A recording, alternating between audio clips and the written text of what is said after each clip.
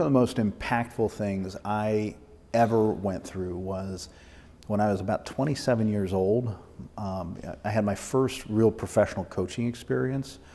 And as part of that, I look back on it now, it was really rudimentary, but my coach had me take, over a period of 6 to 8 weeks, a couple of hours a week, and literally script out, when I am 50 years old, my life will look like X. And we talked about everything from the relationship with my wife, the relationship with my kids, relationship with community, what organizations or institutions did I want to be active and involved in, what did I want my lifestyle to look like? Did I want to have one house, two houses, three houses? Did I want to travel? You know, if I wanted to travel, how much vacation time did I want to take?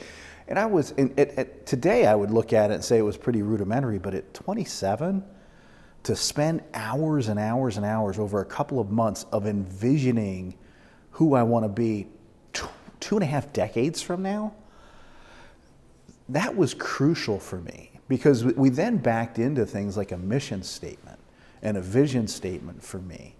And it's something that still kind of rolls off my tongue now. By the time I'm 50 years old, I want to carry enormous influence in every room I walk into, not because of the position I hold or the power that I wield, but because of the investments I have made in others in every room I walk into.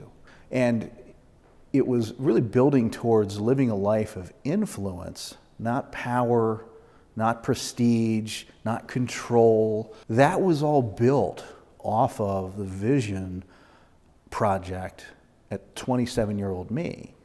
Because I looked at the most successful people in the biggest rooms that I had been exposed to at that point, and I realized when you walked into a room, there were people who held positions of power and authority and control who weren't very respected.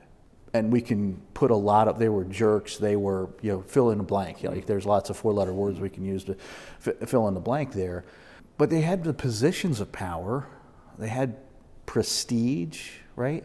My first professional boss was a guy who ended up, you know, cheating on his wife repeatedly, and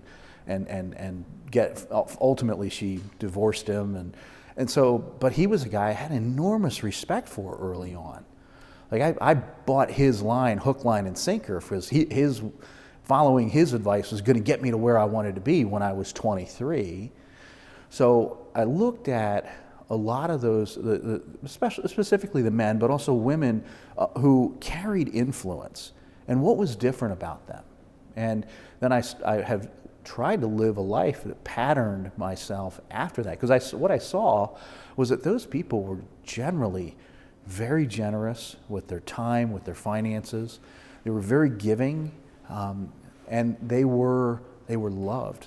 They were respected, and it wasn't because they had a title. It wasn't because they had a net worth number. Those things all seem to come as downstream benefits from being a quality person.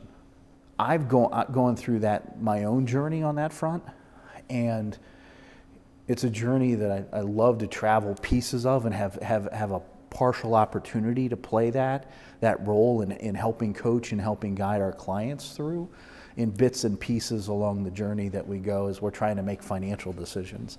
Because I'm usually brought in to help make, you know, rethink some financial planning pain point or pressure point, or hey, there's this opportunity, or we're usually brought in to kind of, hey, help us through something, and then we start building the relationship, and then opportunities come to go a little bit deeper over time.